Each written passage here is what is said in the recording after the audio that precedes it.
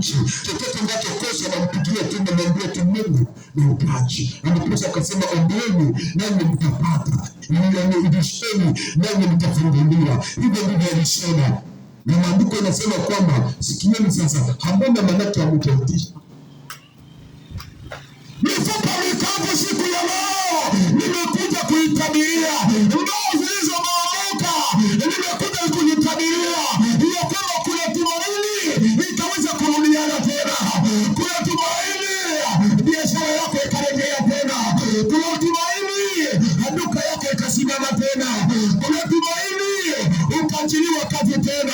Kuna tumaini mpendwa, usikate tamaa. Nimekuja kuitabiria kwa neno la Mungu ili kwamba utasimama tena kwa jina la Yesu Kristo.